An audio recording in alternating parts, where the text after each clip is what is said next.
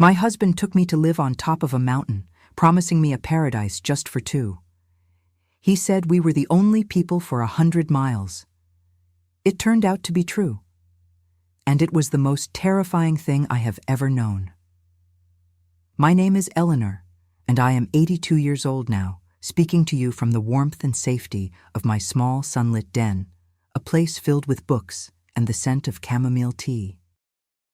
But decades ago, in another life it seems, I was the young wife of the fire watcher at Angel's Peak, and for a long, terrible time, I was its only prisoner. Please subscribe to this channel, hit the notification bell, and leave a like on this video, and tell me in the comments, where are you listening from today? My story doesn't begin in the vast, intimidating mountains of the Pacific Northwest, but in the flat, unforgiving plains of western Kansas. It was the early 60s, and though the worst of the Dust Bowl was a memory whispered by our parents, its ghost still lingered in the fine grit that settled on every windowsill and in the weary lines on my mother's face. We were a family of 5 daughters, and I was the last one left at home, just turned 18. My 4 older sisters had all married local farm boys, their lives seamlessly transitioning from their father's fields to their husbands', their hands calloused from the same soil that had worn down our mother. They were good women, strong and steady, but I saw their futures stretched out before them like the endlessly straight roads of our county, predictable, unchanging, and dusty. I wanted more. Not riches necessarily, but resonance. I wanted to feel the vibration of a life lived outside the rhythms of planting and harvesting. My escape was books. The town's small library was my sanctuary, its 2 cramped rooms holding more worlds than I could ever dream of. I devoured stories of faraway cities, of women who were artists and scholars, of lives filled with ideas and conversations that didn't revolve around crop prices or the desperate need for rain. My mother saw my reading as a frivolous habit, a sign that my head was in the clouds instead of focused on the practical matter of finding a husband. "No man wants a wife who'd rather read a book than mend his socks, Eleanor," she'd say, her voice not unkind, but heavy with the pragmatism of a woman who had never had the luxury of dreams. My father, a man of few words and a quiet, gentle heart, was more understanding. He'd sometimes watch me reading by the dim light of the oil lamp after my chores were done, a thoughtful look in his eyes. He never said much, but once he left a small bundle of worn paperbacks on my pillow, bought from a traveling salesman. It was his silent permission for me to keep dreaming. But dreams didn't pay the bills, and with 4 daughters married off with modest dowries, the pressure on me to make a good match was immense. A good match in our town meant a man with a decent plot of land, strong hands, and a fear of God. It meant a life identical to my sister's, a future I could already see in every detail, and the thought of it felt like a slow, creeping suffocation. I suppose many of you, ladies of a certain age, will understand that feeling, that desperate yearning for a door to open where there are only walls. It was at the annual town picnic that the door finally appeared. His name was Arthur. He wasn't from our parts. He was a Forest Service ranger, just passing through on his way back west after visiting relatives in Missouri. He was older than me, in his late 30s, with a quiet confidence that set him apart from the boisterous young farmers vying for my attention. While they talked about their tractors and their herds, Arthur spoke of mountains so tall they scraped the clouds, of forests so deep you could get lost for 100 years, of the profound, humbling silence of the wilderness. He approached me while I was sitting under the old oak tree, a book open on my lap. He didn't use a clumsy pickup line or comment on the summer heat. He simply pointed to my book and said, "That's a good one." "Have you read his earlier work?" No one had ever started a conversation with me about a book before. I was so startled that I could only stammer a reply. We talked for over an hour. He didn't treat me like a pretty, simple country girl. He asked for my opinions, listened to my thoughts, and looked at me in a way that made me feel seen, truly seen, for the first time in my life. He saw the person behind the face, the mind behind the apron. or so I believed. "You don't belong here," he told me, his voice low and serious. "Your mind is too bright for this dust. It needs fresh air, mountain air." His words were like a key turning in a lock I didn't even know was there. He was offering me the very thing I craved, an escape, not just from poverty, but from obscurity. He represented a world of knowledge, of nature, of purpose. He was the hero from one of my novels, come to life. Arthur extended his stay in the area, taking a room at the town's only boarding house. He courted me with a gentle, determined patience. He didn't bring me flowers. He brought me things that spoke to my soul. A bird's feather he'd found on a walk, explaining the species with the precision of a scholar. A strangely shaped stone from a riverbed, its surface smoothed by centuries of flowing water. He wrote me letters, even though we saw each other every other day, and his prose was beautiful, filled with descriptions of the life that awaited us. He described his job as a fire lookout with a reverence that was almost religious. "We are the guardians, Eleanor," he wrote. "From our perch, we watch over millions of acres of God's creation. It's a sacred trust, a life of peace, of purpose. Just us, the sky and the trees, our own private kingdom." My family was ecstatic. A government man, with a steady salary, a pension, a home provided for him. It was more than they had ever dared to hope for me. My mother's skepticism about my reading vanished overnight. "Well, it seems all those books paid off after all," she said, her relief palpable. "You've caught a smart one." My sisters were envious but happy for me, seeing my engagement as a victory for the whole family. Only my best friend Judith was hesitant. Judith and I had been inseparable since we were children. She was practical and clear-eyed, her feet planted firmly on the Kansas soil she had no desire to leave.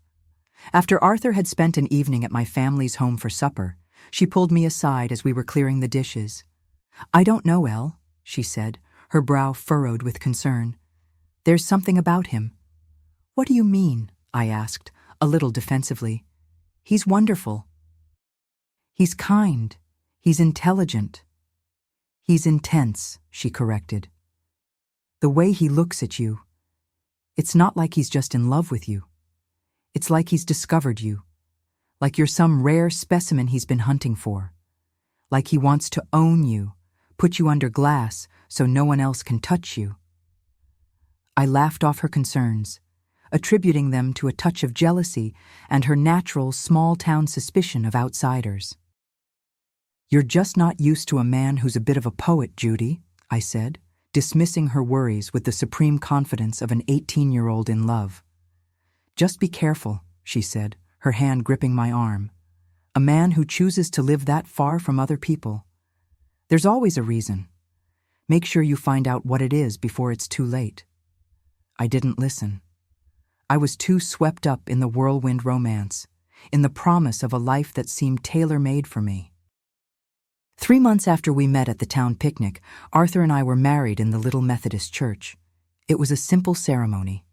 I wore a modest dress my mother had sewn, and Arthur looked distinguished in a simple suit. I remember his hands holding mine at the altar, his grip firm, almost possessive. I remember his words when we were finally alone after the small reception. "Now, our real life can begin, away from all this." The journey west was a blur of changing landscapes. The flat, golden plains of my childhood slowly gave way to rolling hills, then to the jagged, snow-capped peaks of the Rocky Mountains. With every mile we traveled, I felt a thrilling sense of leaving my old life behind. But a small, nagging seed of doubt, planted by Judith's warning, had begun to sprout. The further we drove, the fewer towns we saw. The roads became narrower, the forests thicker. Arthur was in his element, pointing out different types of trees and mountains with boundless enthusiasm. But I began to feel a sense of my own smallness, of my utter dependence on this man I barely knew. We finally arrived in a small, rough-hewn town in Washington state, nestled deep in a mountain valley. It was the last outpost of civilization before the true wilderness began. From there, we transferred our belongings to a sturdy Forest Service truck for the final leg of the journey. The road was little more than a dirt track, winding its way up the mountain with terrifying switchbacks. The air grew thinner, cooler. The silence was absolute, broken only by the groan of the truck's engine. After 2 hours of gut-wrenching driving, Arthur pulled the truck to a stop in a small clearing. "We walk from here," he said, gesturing to a steep, narrow trail that disappeared into the dense forest. "The tower is about a mile up." That final mile was the longest of my life. I was a prairie girl, used to flat land and open skies. The steep incline left me breathless, my legs aching. The towering trees blocked out the sun, creating a perpetual twilight that felt both magical and menacing. I felt like I was walking into another world, a world with its own rules, a world governed by Arthur. And then we emerged from the trees, and I saw it. Angel's Peak Lookout. It was a small wooden cabin, no bigger than my bedroom back home, perched atop a 90-foot-tall steel structure.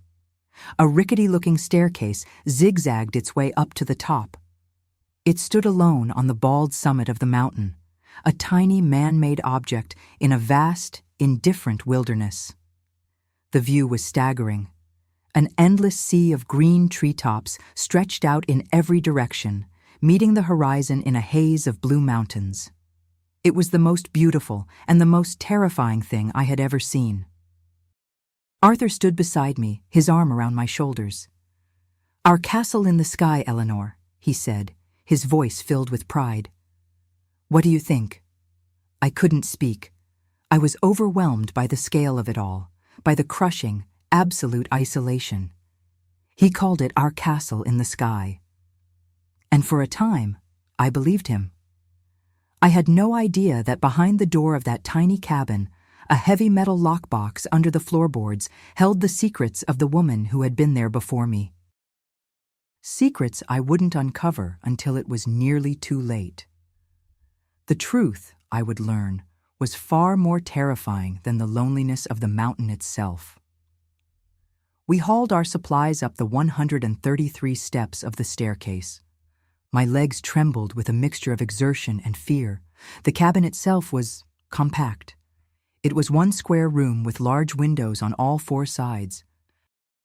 A bed folded down from one wall, a small wood-burning stove stood in the corner, and a desk with a map and a 2-way radio sat against another wall. There were built-in cupboards for our food and clothes. It was meticulously organized, but incredibly small. This was to be my entire world. "It's not much, but it's home," Arthur said cheerfully, unpacking our things. "Everything we need is right here." The first few days were a strange dream. I tried to embrace my new life. I learned to cook on the wood stove. I watched Arthur as he performed his duties, scanning the horizon for hours on end with his binoculars, making notes in his logbook, reporting his status over the radio at designated times. The beauty of the place was undeniable.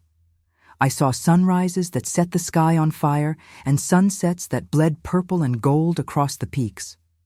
I watched storms roll in from miles away, great curtains of rain sweeping across the valleys below. But the silence was a physical presence. It pressed in on me, broken only by the wind whistling around the tower and Arthur's calm, measured voice. I missed the sound of my sisters laughing, of my father's quiet humming, even the clatter and chatter of our small town. On the 3rd day, desperate for a connection to the outside world, I reached for the dial on the 2-way radio while Arthur was outside on the catwalk, checking the lightning arresters. Before my fingers could touch it, his hand covered mine. His grip was surprisingly strong. "Ah, that's for official use only, my dear," he said, his voice still pleasant, but with a new edge to it. "Strict regulations. We can't have civilians tying up the frequency." "I just wanted to see if I could hear anyone," I said, pulling my hand away. "It's just so quiet." "You'll get used to it," he said, smiling. Soon you'll come to love the peace. It cleanses the soul of all the useless chatter of the world. Later that afternoon, feeling a surge of claustrophobia, I told him I was going to walk down the trail for a little while, just to feel solid ground under my feet. His face instantly darkened. "Absolutely not," he said, his tone leaving no room for argument. "It's far too dangerous, Eleanor. There are bears, mountain lions. The weather can change in an instant. You could get lost or fall. I couldn't bear it if anything happened to you." He framed it as concern, as loving protection, but it felt like a command. "But you go down the trail to fetch water from the spring," I countered. "I am trained. I know the woods. You do not," he said firmly. "Your place is here, in the tower, where I know you are safe."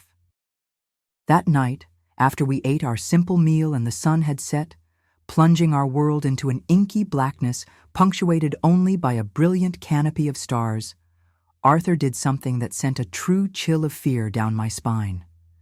He went to the trapdoor in the floor, the only entrance and exit to our cabin in the sky, and slid a heavy iron bolt across it. He saw me watching him, and he smiled his reassuring smile. "Just a precaution," he said gently. "The winds can get fierce up here. Don't want it rattling all night. And besides," he added, his eyes locking onto mine, "it helps me sleep better, knowing my precious wife is locked in safe and sound, right here with me." I lay in the fold-down bed that night, listening to the sound of the wind and the steady breathing of the man beside me.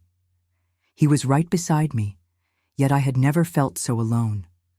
The bolt on the trapdoor wasn't for the wind. It was for me. Judith's words echoed in my mind. "It's like he wants to own you, put you under glass." I was in a glass box, 90 feet in the air, miles from anyone, with a man I was quickly realizing I didn't know at all. And he had just locked the door. I lay perfectly still in the narrow bed, feigning sleep as the sound of the iron bolt sliding into place echoed in the small cabin. It was a sound of finality, a sound that separated our tiny perch from the rest of the living world. The wind howled outside, a lonely and mournful cry that seemed to seep through the glass walls, but the true chill came from the man breathing steadily beside me. I had traveled 2,000 miles to build a new life with him, and in less than a week, I had become his captive. The vast, open freedom of the wilderness I had dreamed of had become the most cleverly disguised cage imaginable. The next morning, Arthur was cheerful, as if the tension of the previous night had never happened. He made coffee, whistling a tune I didn't recognize, and spoke of the glorious sunrise that was about to break over the eastern peaks. It was my first lesson in the confusing and terrifying rhythm of our new life. Moments of absolute control would be followed by periods of overwhelming charm. It was a strategy of disorientation, and it worked. Part of me would cling to the charming Arthur, the poet, the scholar of the woods, telling myself I had imagined the coldness in his eyes, the hardness in his voice. He was just protective, I'd reason. Overzealous, perhaps, but it came from a place of love. A man who loved me so much, he feared for my safety at every moment. How could that be a bad thing? We fell into a routine that was, on the surface, peaceful. Every morning he taught me something new. He showed me how to use the Osborne Firefinder, a clever device of maps and sights used to pinpoint the location of smoke. He'd point to a distant landmark and have me practice taking a bearing. "You're a natural, Eleanor," he'd praise, his hand resting on my shoulder. "You have a keen eye." He taught me the names of the clouds, cumulus, cirrus, the menacing cumulonimbus that brought the lightning storms. We'd spend hours watching the weather form, him explaining the science behind it all with a patient, teacherly tone. For those hours, I could almost forget the bolt on the trapdoor. I could almost believe in the life he had promised me. But the bars of my cage, though invisible, were ever present. After the first week, I had finished the 2 books I'd brought with me. I wrote a long, cheerful letter to my family and an equally long, though more carefully worded one to Judith. I told them about the beauty of the mountains, the fascinating work Arthur did, the peace and quiet. I left out the part about the locked door and the gnawing fear. I didn't want to worry them. Besides, how could I even explain it? What would I say? My husband is too concerned for my safety? They would think I was an ungrateful fool. When will the mail go out? I asked him one afternoon, holding the sealed envelopes. He smiled warmly. The supply packer comes up the trail on the 1st of the month, provided the weather holds. I'll give them to him then. He's a reliable fellow. The 1st of the month was 3 weeks away. 3 more weeks until my words could even begin their long journey back to Kansas. It was another wall, another layer of isolation I hadn't anticipated. I had no choice but to hand him the letters, watching as he tucked them into a small wooden box on his desk. I had no way of knowing if they would ever leave that box. As the days bled into weeks, the oppressive quiet began to wear on me. I craved new words, new stories. "Arthur," I began one evening, trying to sound casual. "Next time you go into town for supplies, would you be able to stop at the county library? I would be so grateful for a new book or two." He looked up from the map he was studying and gave me a soft, pitying look. "Oh, my dear Eleanor," he said, his voice gentle. "Why would you want to fill that brilliant head of yours with the made-up troubles of fictional people? We've escaped all that. We're living a real story here, a true one. Look out that window. That is the only book we need. It's a story of survival, of beauty, of creation. It's a story written by God himself.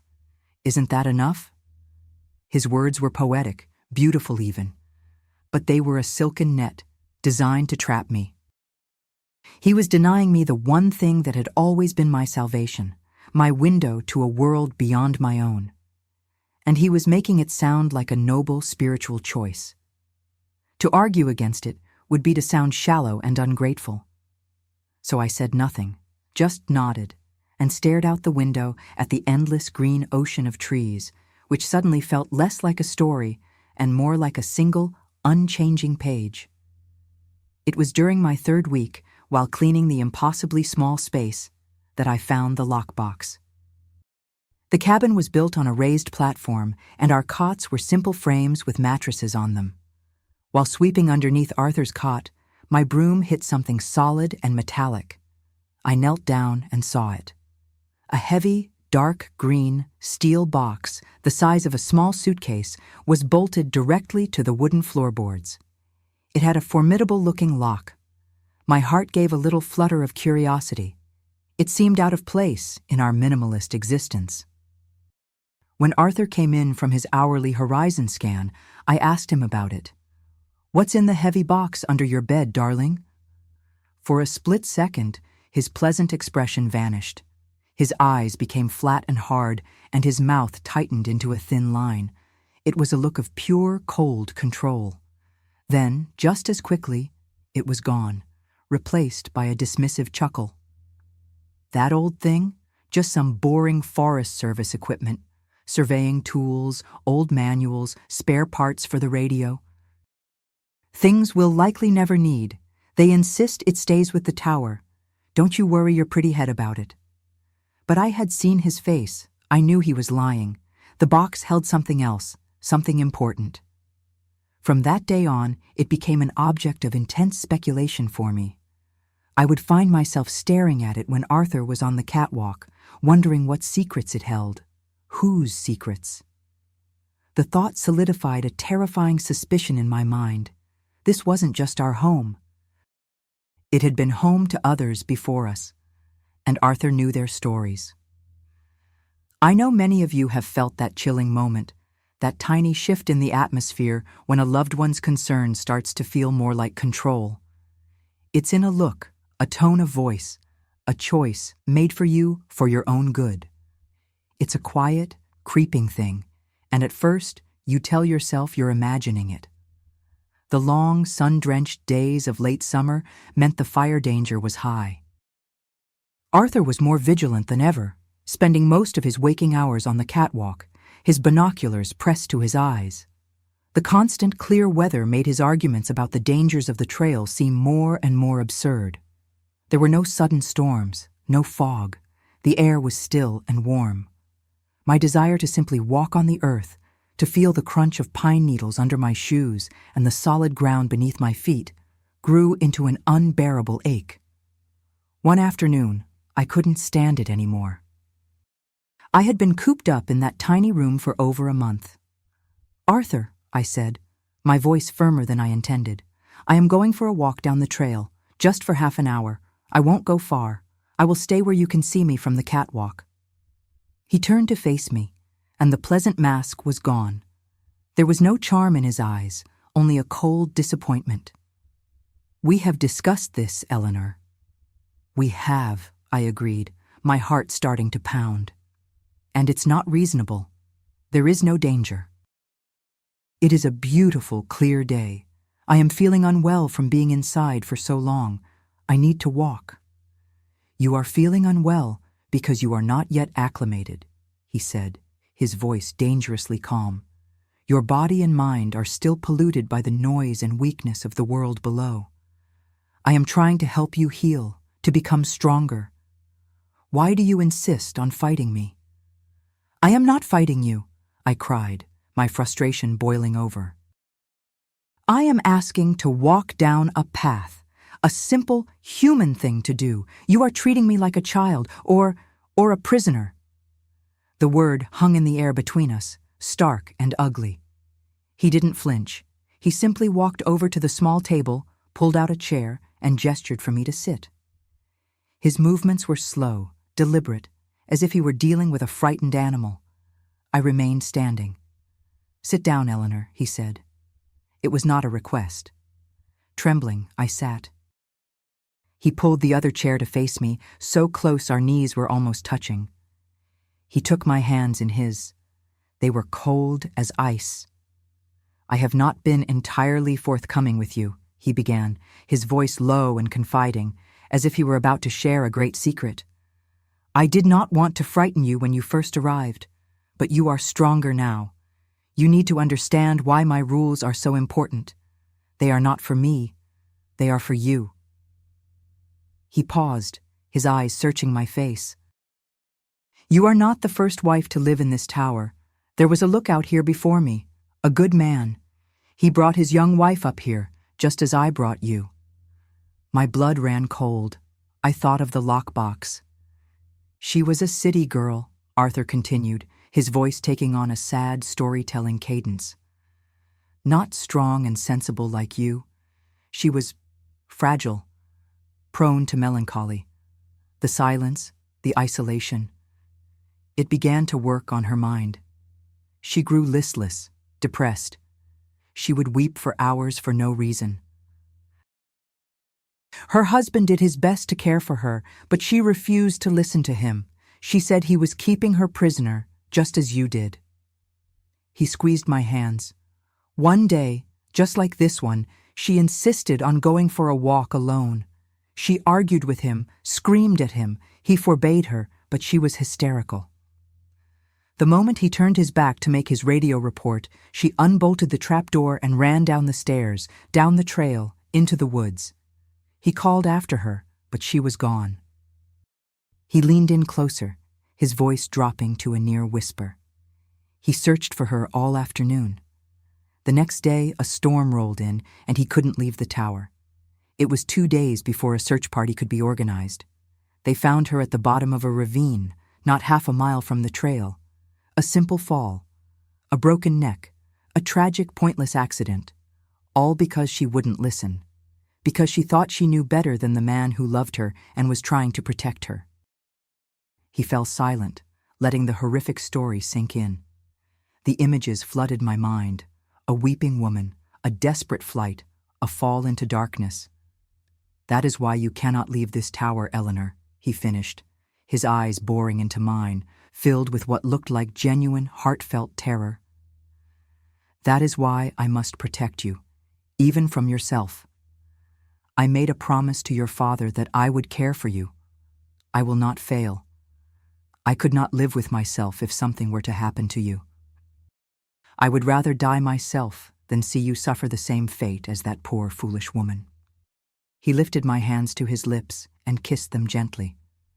"Do you understand now, my love? Do you see that all my actions, all my rules, come from a place of deepest love?" I stared at him, my mind reeling. The story was terrifying, tragic, and it made a horrible kind of sense. It explained his paranoia, his suffocating concern. It was the perfect justification for every rule, every restriction. For a moment, a wave of guilt washed over me. I had misjudged him. He wasn't a jailer. He was a man haunted by a tragedy, terrified of seeing it repeated. But as I looked into his eyes, trying to find the grief, the fear, the love he professed, I saw something else flicker in their depths. It was there for only a second, a brief, cold glint of something that was not love. It was a look of triumph, the look of a man who has just played his winning card and knows it. And a single terrifying question bloomed in the silence of my mind. Was he telling me a sad story to protect me, or was he telling me what happens to wives who disobey? Arthur's story settled into the small cabin like a permanent winter chill.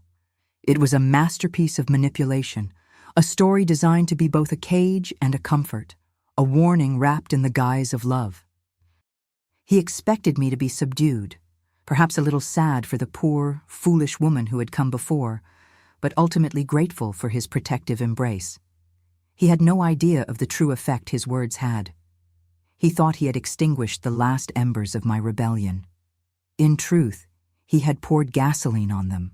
The vague unease I had felt for weeks was gone, replaced by the cold, hard certainty of a terror so profound it was almost clarifying. My husband was not my protector. He was my jailer. And the story he told was not a tragedy. It was a threat. From that moment on, I became an actress. My life in the tower became a performance, and the audience was one man. I played the part of the convinced wife with an earnestness that deserved an award. I would look at him with wide, trusting eyes and thank him for sharing the difficult story with me. "It must have been so hard for you to tell me that," I said, my voice trembling with feigned emotion. "But I understand now. Truly. I will never question your rules again. Your only wish is to keep me safe. I see that now." The relief that washed over his face was profound. He believed me. He pulled me into his arms, stroking my hair, murmuring how he knew I was a sensible girl, how he knew I would understand. I let myself be held by him, my body pliant and submissive, while my mind was a whirlwind of frantic, icy calculation. I had to smile while planning my escape. I had to feign contentment while gathering intelligence. I had to act the part of the perfect, loving captive, or I would surely suffer the same fate as the woman in his story. I wonder if any of you have ever had to wear a mask like that, smiling on the outside while your mind is racing, planning, praying for a way out. My days took on a new, secret purpose. While I went about my chores, cooking, cleaning, mending, my mind was a sponge, soaking up every detail of Arthur's life and routine. I became a student of my husband, the jailer. I learned that he was a creature of unshakable habit. He scanned the horizon for exactly 15 minutes at the top of every hour. He made his radio reports to the district ranger at 8 in the morning and 5 in the evening, the calls brief and filled with technical jargon. He took a short, 20-minute nap every afternoon after lunch, a deep and sudden sleep that left him groggy for a few minutes upon waking. He kept the keys to the supply shed and the main truck, the one parked a mile down the trail, on a single heavy ring that he clipped to his belt in the morning and placed on the desk beside his bed at night. I began to feign a deeper interest in his work, framing it as a desire to be a better partner to him. "It's all so fascinating, Arthur," I'd say, watching him check the weather instruments. "I feel I should know more about it. To support you better." He was flattered by my attention. It fed his narrative of us being a perfect, self-contained unit against the world. "Of course, my dear," he said, pleased. "A good lookout team works in harmony." The radio was my primary target. It was my only potential link to the outside world, and I knew nothing about it. "That radio seems so complicated," I said one morning, tracing the coiled cord with my finger. "What would happen if there was an emergency and you were somehow unable to make the call? I wouldn't know what to do." His brow furrowed for a moment, the thought of his own incapacitation clearly an unwelcome one. But my apparent concern for his well-being and the safety of the tower overrode his suspicion. "A very sensible question, Eleanor," he said, his tone shifting to that of a teacher. He spent the next half an hour showing me the basics: how to power it on, which frequency to use for the district office, how to hold the microphone and speak clearly. He made me repeat the tower's call sign back to him. "Angels Peak Lookout, calling Glacier Creek Ranger District. Do you copy?" I practiced the words, my voice steady, while inside my heart hammered against my ribs. He thought he was indulging a curious wife. He was, in fact, handing me the schematics for my escape. My other obsession was the green lockbox. It sat under his bed, a silent metal sphinx. His lie about its contents, the boring manuals, was the one crack in his otherwise perfect facade. Liars make mistakes, and that was his. The box held a truth he did not want me to see, and I became convinced that whatever was inside held the key to my survival, to understanding the true nature of the man I had married. But the box was locked, and I never saw a key for it on his main ring. So I began to search. It was a perilous and nerve-wracking endeavor. I could only do it when he was on the catwalk, and even then, I had to work in frantic, silent bursts of a few minutes at a time, my ears constantly strained for the sound of his boots on the metal stairs. I started with his clothes. I went through the pockets of his spare ranger jackets and trousers, my fingers probing every seam, every fold. Nothing. I checked the small wooden box on his desk where he'd put my letters, but it only held maps, pencils, and his logbooks. I ran my hands under the frame of his cot, under the tabletop, inside the empty coffee tins. Nothing. Days turned into a week, and I began to despair. Perhaps he kept the key on his person at all times. Perhaps there was no key, and it required a combination I would never know. The search was making me reckless, and several times I barely had time to smooth a wrinkled jacket or replace a logbook before he came back inside, his presence filling the small room and making my heart seize with terror. I found it by accident. Arthur had a small ditty bag where he kept his shaving supplies. One morning, after he had shaved, he left it sitting on the table. He was on the catwalk, humming to himself as he scanned the horizon, a sign he was in a relaxed and contented mood. I knew I had at least 10 minutes. I opened the bag, my hands fumbling with the drawstring. Inside was the usual: a razor, a brush, a small mirror, a bar of soap. I was about to close it in disappointment when my fingers brushed against a lump in the thick canvas at the very bottom. A lump where there shouldn't be one. My breath caught. There was a small, crudely cut slit in the inner lining. I widened it with my fingernail and felt something small, cold, and metal. The key. My hands were shaking so badly I could barely pull it out. It was a small, flat brass key, utterly unremarkable. I looked at it lying in the palm of my hand, this tiny object that held such immense power. I slipped it into the pocket of my apron, my mind racing. Now I had the key, but I needed the opportunity. That was the most dangerous part of all. Opening the box would make noise, and it would take time. My chance came 2 days later. The air had been still and hot for a week, and the fire danger was extreme. Just after his afternoon nap, Arthur spotted it, a thin plume of white smoke rising from a distant ridge miles to the north. His demeanor changed instantly. He was all business, a man of action and purpose. He grabbed his binoculars, went to the fire finder, and began taking readings, his voice sharp and focused as he scribbled calculations in his logbook. "It's a small one," he said, his back to me. "Probably a lightning strike from that storm 2 nights ago, just been smoldering. But in this heat, it could spread fast. I need to monitor it constantly." This was it. His attention was completely and utterly focused on that distant smoke. He would be on the catwalk for hours, glued to his binoculars, leaving me alone inside the cabin. My heart began to pound a frantic rhythm against my ribs. It felt as if the entire world had gone quiet, all sound narrowing to the thumping in my own ears. I waited for 10 minutes, watching him pace the narrow catwalk, his gaze fixed to the north. Then I moved. My actions were a strange mix of stealth and clumsiness. I felt like a character in a spy movie, except my hands were trembling and my knees felt weak. I retrieved the key from its new hiding place, tucked inside a bag of flour. I knelt by his cot and pulled the heavy box out.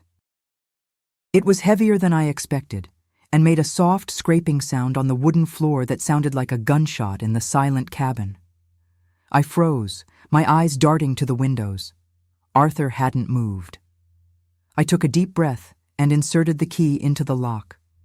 It was stiff from disuse.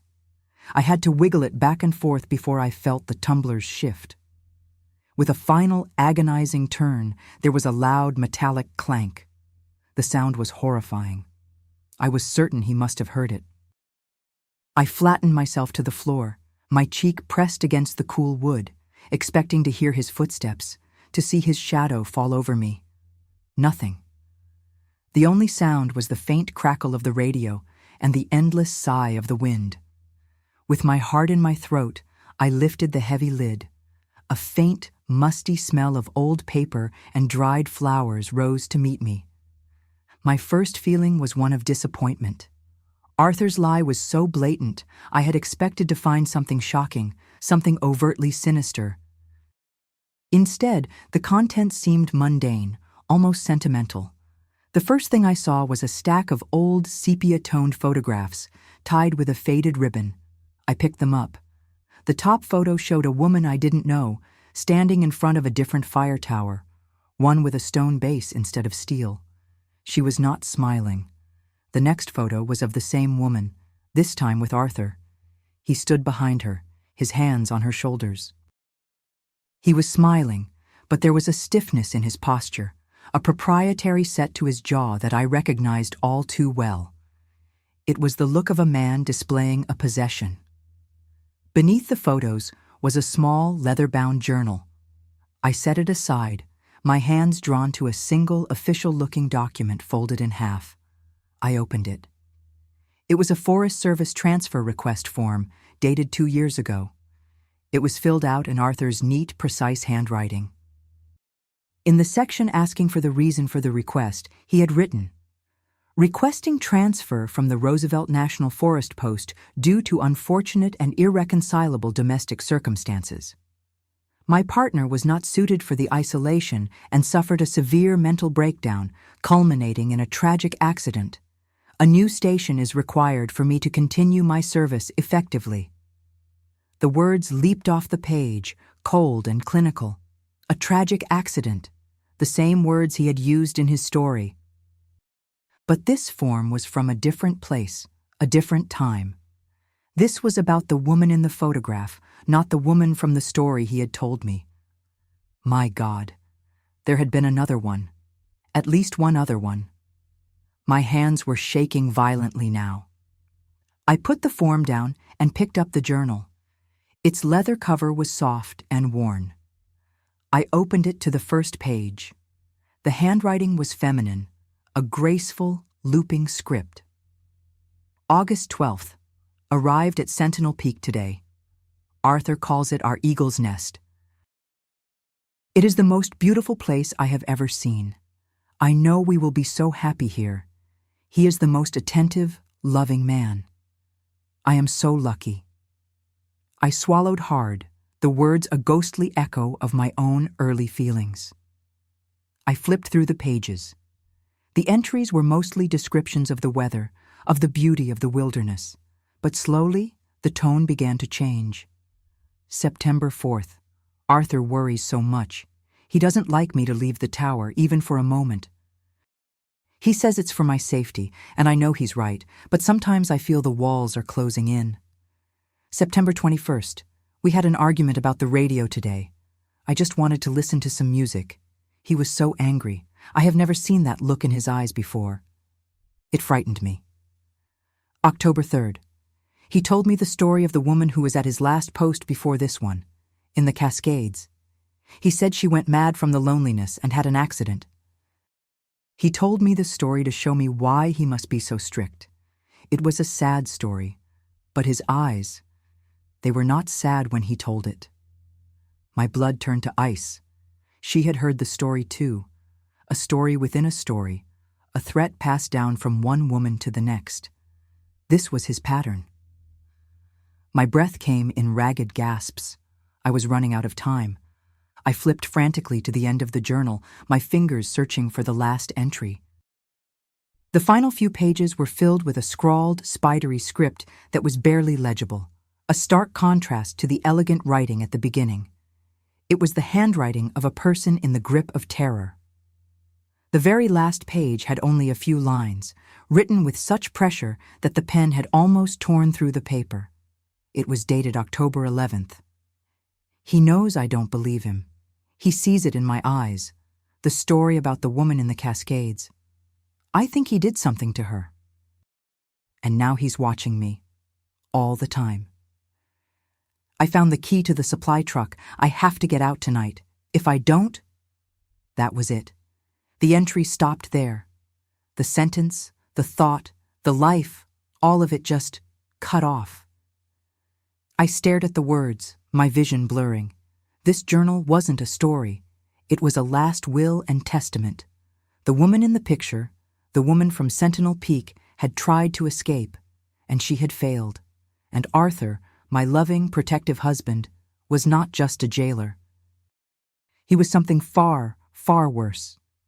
The last, unfinished sentence of the journal hung in the silent air of the cabin, a ghost of a scream. If I don't...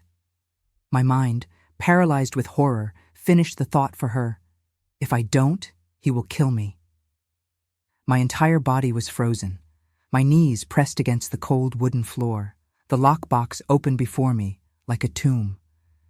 In my hands, I held the proof. The tangible paper and ink evidence of the monster I had married. He wasn't just a controlling man. He was a methodical predator who had done this before and had created a system to do it again. The story he had told me wasn't a warning, it was a script, and I was the next actress to play the part of the tragic, foolish wife. A sound from outside broke the spell, the scrape of Arthur's boot on the metal catwalk. The sound galvanized me. Panic, cold and sharp, lanced through my veins, but a deeper, more primal instinct took over. The instinct to survive. I couldn't run. Not yet. First, I had to erase every trace of my discovery. My hands, which had been trembling violently, suddenly became steady. My movements were swift, precise, fueled by a surge of adrenaline. I placed the journal back in the box, exactly where I had found it. I folded the transfer request and placed it on top. The faded photographs went on top of that, the ribbon still tied. I scanned the contents, my memory searing the image, ensuring everything was in its correct place. I closed the heavy lid, trying to muffle the sound as the latch clicked shut. I turned the brass key, the grating of the lock a countdown in my head. I pushed the box back under the cot, aligning it with the dust marks on the floor. Then, the key. I couldn't put it back in the shaving kit. He might notice the slit in the lining was wider. I looked around, frantically. My eyes landed on the sacks of provisions stacked in the corner. Flour, sugar, beans. Without a second thought, I went to the flour sack, plunged my hand deep into the soft, cool powder, and dropped the key inside. It was the best I could do. A desperate, imperfect hiding place. I stood up, brushing the flour dust from my hands, and took a deep, shuddering breath. I looked at the clock. Less than 5 minutes had passed. It felt like a lifetime. I walked to the sink, splashed my face with cold water from the basin, and looked at my own reflection in the small, cracked mirror. I had to compose myself. I had to walk back into the performance of my life, and this time, my life truly depended on it. When Arthur came back inside 20 minutes later, his face was flushed with excitement. "False alarm," he announced, a triumphant tone in his voice. It was just steam from a geothermal vent, catching the light in a funny way.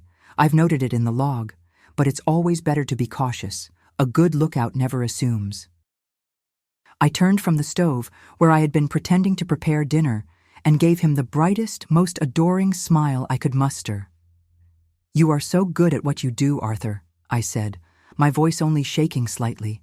"I feel so safe, knowing you are watching over everything." He beamed, his chest puffing out with pride. He came over and kissed me, a long, proprietary kiss. I had to fight every instinct in my body, not to recoil, not to scream. I forced myself to return the kiss, to play the part of the loving, grateful wife. That night, when he bolted the trapdoor, the sound was no longer just a threat. It was the sound of a coffin being sealed. My world had shrunk to a single, terrifying imperative: escape. The journal had not just been a confirmation of my fears. It had been a gift, a final message from the grave. Francesca, I had found her name on the inside cover of the journal, Francesca Miller, had left me a clue. "I found the key to the supply truck," she had written. That was my goal now, not just to get a message out, but to get out. The truck was my only viable chance, parked a mile down the dangerous trail. But I couldn't just run for it. The trail was the first obstacle, and Arthur was the second. He would catch me. I had to be smarter than Francesca. I had to find a better opportunity. My mind seized on the one event that broke our isolation: the monthly visit from the supply packer. He was due in 2 days. He was my first and best hope. The next 48 hours were the longest of my life. I existed in a state of hyper-awareness, every nerve ending tingling with fear. Have you ever felt that terrible pressure when you know time is running out and every tick of the clock sounds like a footstep behind you? Every pleasant word from Arthur, every touch, was a source of profound horror. He would talk to me about his day, read aloud to me in the evenings from a book of poetry, one he had deemed acceptable, and all I could think about was Francesca's frantic, final words. I would smile and nod, and all the while, I was planning. I wrote my desperate plea on a tiny scrap of paper torn from the inside of a cereal box. I used a pencil stub I had kept hidden, my handwriting small and cramped. "My name is Eleanor. I am being held prisoner by my husband, Arthur, at Angel's Peak Lookout. He is a dangerous man. I believe he murdered the woman here before me. Please, for the love of God, send help. Tell the sheriff in town. Do not let my husband see this." I folded the note into a tiny, tight square and hid it in the cuff of my sleeve. The packer was an old man named Silas, with a quiet demeanor and a slow, methodical way of moving. I heard the sound of his mule's bell long before he emerged from the tree line. Arthur went down the stairs to meet him, and I watched from the catwalk, my heart a frantic drum against my ribs. My plan was simple, and its simplicity was its weakness. I had to create a distraction.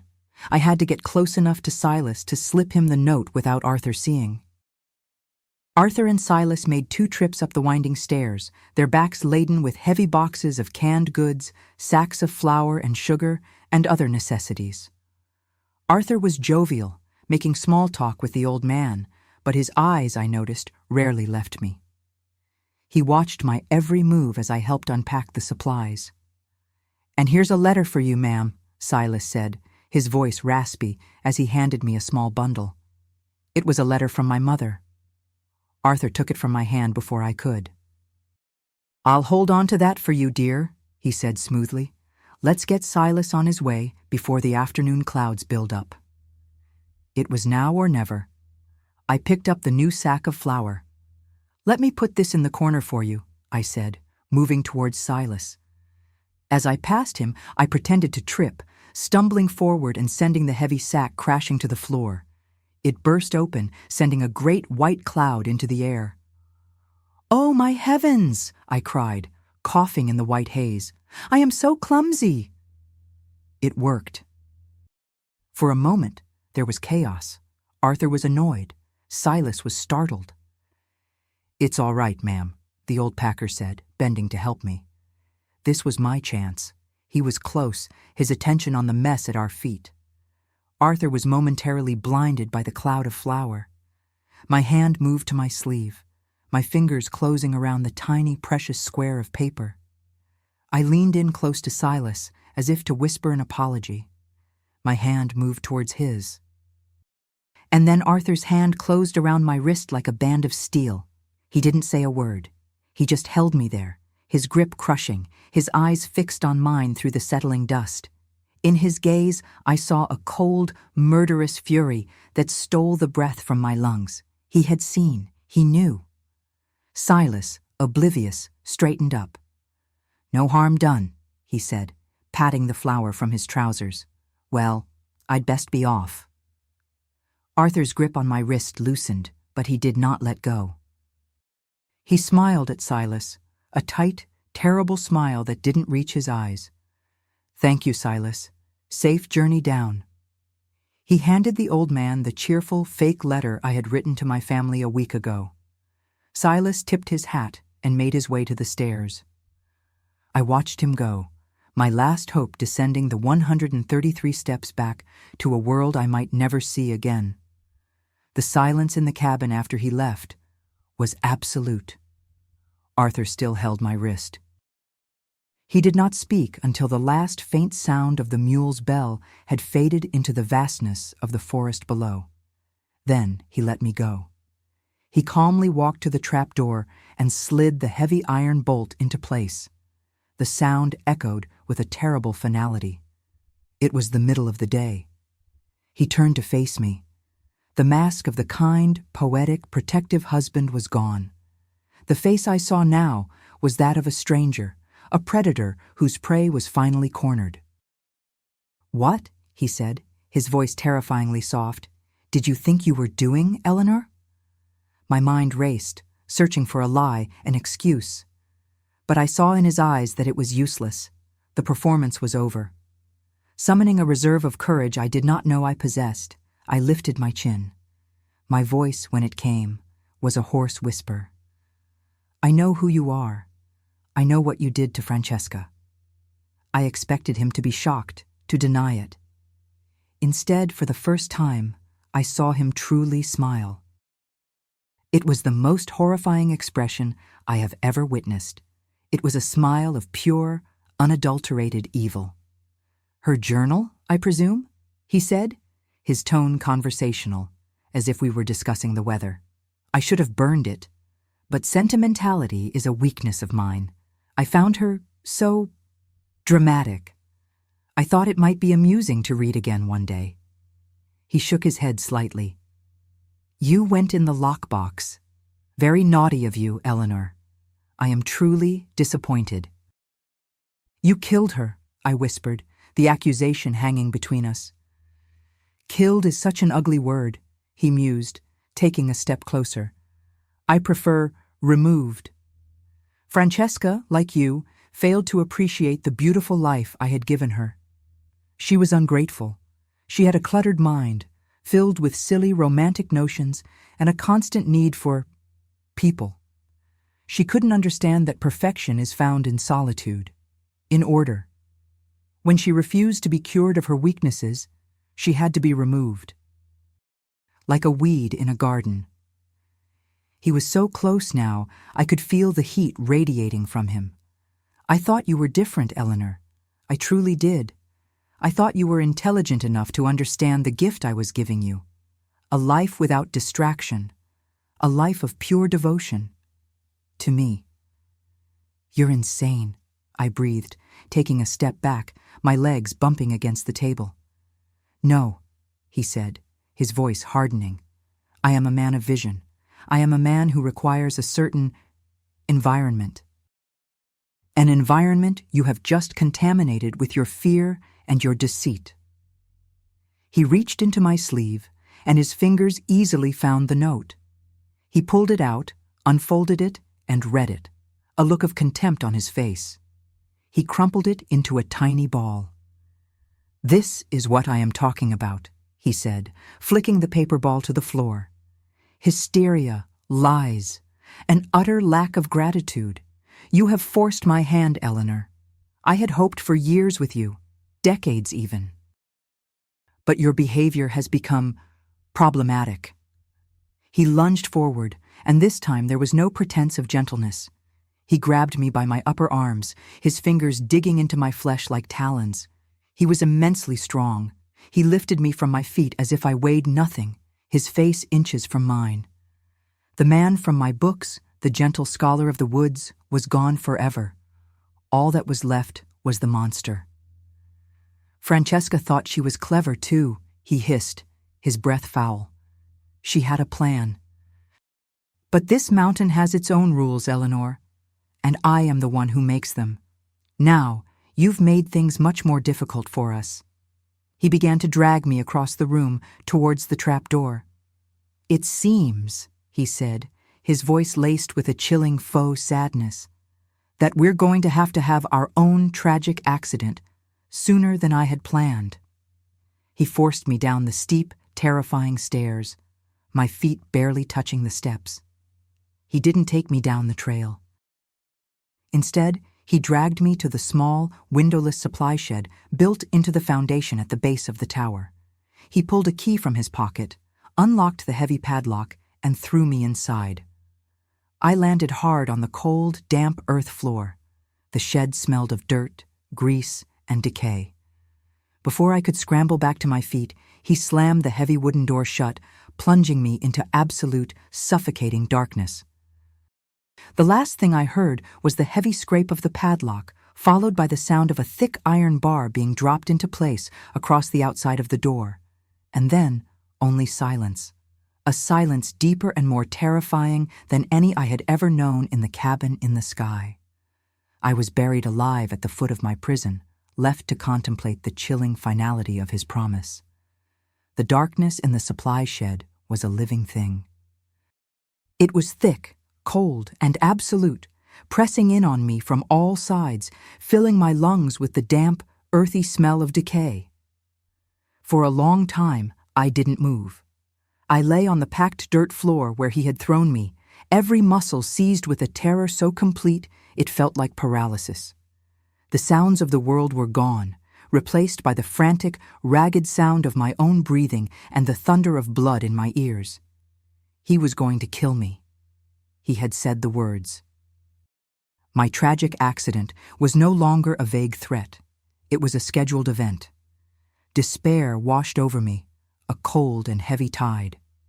It would have been so easy to give up, to simply lie there and wait for the end. Francesca had tried to escape, and she had failed. Who was I to think I could succeed? But then, through the fog of my terror, I felt something. A flicker of rage, a hot, defiant spark that refused to be extinguished. He would not have me. He had taken Francesca's life and the life of the woman before her. He had stolen months of my own. He would not get the rest of it. I would not end up as a cautionary tale he told his next wife. I began to move. Slowly at first, my hands outstretched, I crawled through the suffocating blackness, mapping the small space with my fingertips. The floor was cold and uneven. My hands brushed against rough wooden crates, cold metal cans of grease, and coils of stiff, bristly rope. It was a tomb of forgotten things, a collection of the tools he used to maintain his kingdom. The irony was a bitter taste in my mouth. The tools of my imprisonment would have to become the instruments of my liberation. I worked my way around the perimeter, my hands searching for any weakness in the walls. They were solid, thick planks of wood. The door was a fortress, reinforced with an iron bar on the outside. There were no windows, no other way out. For a moment, my hope faltered. And then my hand brushed against something different. In the back corner of the shed, there was a section of the wall that felt wrong. The planks were damp, softer than the others. I pressed against them, and one of them gave slightly, letting out a soft, splintering groan. This was it. A spot where water had seeped in from the mountain, slowly rotting the wood over the years. My heart leaped. Now I needed a tool. I crawled back to the center of the shed, my hands frantically searching. I found it stacked against a crate, a heavy iron crowbar, slick with grease and cold to the touch. It was heavy, almost too heavy for me to wield effectively in the cramped space, but the weight of it in my hands was the weight of hope. Getting to work was a nightmare of sound and effort. Every time I tried to wedge the crowbar between the planks, the groan of the wood sounded like a gunshot in the silence. Every scrape of metal against wood was a scream that I was sure he could hear from the top of the tower. I worked in frantic, desperate bursts, then froze, listening, my body drenched in cold sweat. I could hear nothing but the wind, which was beginning to pick up, a low moan that spiraled around the tower. The coming storm was my ally, its rising voice a cloak for the sounds of my escape. It took what felt like an eternity. My muscles screamed in protest. My hands were raw and splintered, but I refused to stop. Finally, with a great cracking tear, one of the rotten planks gave way. I pulled at it with my bare hands, ignoring the pain of the splinters, until I had created an opening just wide enough to squeeze through. I wriggled out of the hole, feet first, into the cold, windy night. I was free of the shed, but I was not free. I was at the base of the tower, 100 feet below the only link to the outside world. The wind was whipping now, cold and sharp, and the sky was a dark, churning mass of clouds. Running down the trail in the dark, with a storm coming, was a suicide mission. It was exactly the kind of accident Arthur would be thrilled to discover in the morning. There was only one way. Up. I had to get back to the radio. I had to get past Arthur. I took the crowbar with me, my hand gripping its cold, heavy length like a lifeline. The climb up those 133 steps was the most terrifying journey of my life. The steel staircase, which swayed gently even on a calm day, was now shuddering and groaning in the rising wind. Rain began to fall, cold and stinging, making the metal steps slick and treacherous. Every footstep was a gamble. Every gust of wind threatened to tear me from the railing and send me plunging into the darkness below. I pressed myself flat against the structure, moving one agonizing step at a time, my knuckles white where I gripped the freezing rail. When I finally reached the top, my relief was short-lived. I was on the narrow catwalk that encircled the cabin, but the trap door, the only entrance, was bolted shut from the inside. Of course it was. I was trapped outside, 90 feet in the air, in the middle of a raging storm. And that's when the light inside the cabin flickered on. I saw his silhouette move past the window. He must have heard the storm, or perhaps some sixth sense had told him his prey was no longer in her cage. The trapdoor rattled, and then it lifted. Arthur emerged, peering out into the storm. And he saw me. For a moment, we just stared at each other across the 10 feet of slick, windswept catwalk. His face, illuminated by the light from the cabin, was a mask of pure, murderous disbelief. The shock quickly morphed into a rage so absolute it was like a physical force. "You!" he snarled, the wind snatching the word from his lips.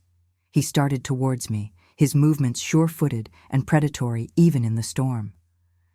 "You foolish, stubborn girl, You will not ruin this for me. This was it. The final confrontation. There was nowhere to run. I brandished the heavy crowbar, my two-handed grip clumsy but determined. "Stay away from me!" I screamed over the howl of the wind. He laughed, a chilling, humorless sound. "What are you going to do with that? You don't have the strength." He kept advancing. "I was going to make it quick for you, a fall from the trail in the morning. But now you've made it so much more dramatic. A fall from the tower in a storm. It's almost poetic." He lunged for me. I swung the crowbar with all my might. It was a clumsy, desperate arc, and he easily dodged it, grabbing the metal bar and trying to wrestle it from my hands. We struggled there on the narrow ledge, the storm raging around us. His strength was overwhelming. He was slowly twisting the crowbar from my grip, a cruel smile on his face. I knew that the moment he had it, he would use it on me before throwing me over the side. In a final, desperate move, I let go of the crowbar with one hand and shoved with all my might against his chest. It wasn't the force of the push that did it. It was the surprise and the slick, rain-soaked metal under his feet. He had been so focused on me, on his own power, that he had become careless. He stumbled backward, his arms flailing for balance. His back hit the low safety railing. For a horrifying, eternal second, he teetered there, his eyes wide with a shock that finally eclipsed his rage. He looked at me, a silent plea for the life he was about to lose. And then, with a cry that was swallowed by a deafening clap of thunder, he was gone. He simply vanished over the edge, into the roaring black abyss. I was alone. I stood on the catwalk, drenched and shaking, the heavy crowbar still in my hand, my body numb with shock. The storm raged on, but the true storm, the one that had defined my life for months, was over. It took all my remaining strength to force myself to move. I stumbled into the cabin, my legs barely holding me. I unbolted the trapdoor from the inside, my fingers fumbling with the mechanism. Then I went to the radio. My mind was a blank, but Arthur's instructions came back to me, a voice from a nightmare. I powered it on. I found the right frequency. I picked up the microphone, my hand shaking so badly I could barely hold it. "Angels Peak Lookout, calling Glacier Creek Ranger District," I whispered, my voice a broken croak. I tried again, louder this time. "Angels Peak Lookout, calling Glacier Creek. Does anyone copy? This is Eleanor. My husband. There's been an accident. I need help. Please, for the love of God, I need help." I didn't know if anyone heard me. I repeated the call over and over until my voice gave out, and then I collapsed onto the floor, pulling a wool blanket around my trembling body as the storm battered the glass walls of my prison, which had, at last, become my sanctuary. The Rangers arrived the next afternoon, after the storm had passed. They found me in a state of shock, huddled in the corner. They found the chaos of the storm, and they saw the broken railing on the catwalk. At first, they believed the story Arthur himself might have written, a tragic accident in a storm. But my story, when I was finally able to tell it, was too detailed, too filled with a chilling conviction to be dismissed as the ramblings of a grieving, hysterical widow.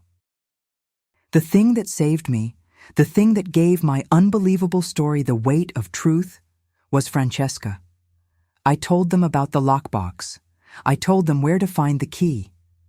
The senior ranger, a stern but fair man, opened it in my presence.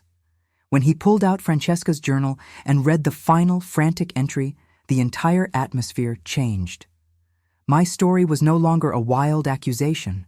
It was the second half of a story that had begun years before, in another forest, with another woman.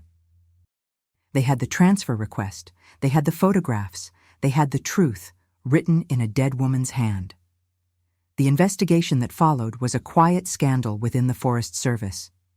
My testimony, backed by the contents of the lockbox, exposed a pattern of negligence that had allowed a predator to move from one isolated post to another, leaving a trail of broken lives in his wake. My name was cleared, but I was forever changed.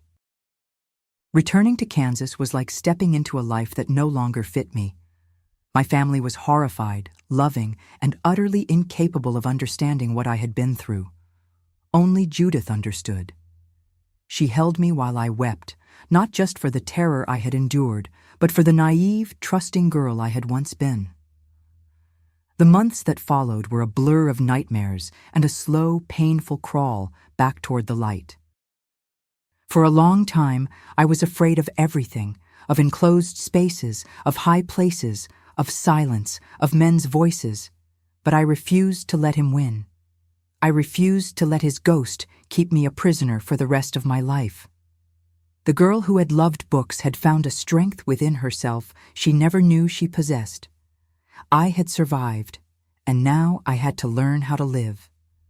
I went back to school. I poured all my energy into my studies, finding solace and purpose in the world of words that had always been my first love. I eventually became a librarian, spending my days surrounded by stories, helping others find the same escape and comfort I had once found. I dedicated my life to helping women. I volunteered, I spoke, I shared my story with those who needed to hear it, to let them know they were not alone. I wanted to ensure that no other woman's voice would be dismissed, her fears ignored, until it was too late. I never remarried, but I built a life rich with friendships, with purpose, with the quiet joy of a hard-won peace. I had a life Francesca and the others were denied, and I tried every day to live it fully, for them as much as for myself. Thank you for listening to me today, for allowing me to share with you this intimate chapter of my life. If my story has touched you, please don't hesitate to leave a like on this video and subscribe to this channel to discover other testimonies like mine. And please, share it, because who knows? Maybe someone going through a similar trial right now will find the courage to keep searching, to hope, to believe in the impossible. Tell me in the comments, where are you listening from today? Thank you from the bottom of my heart for listening to me.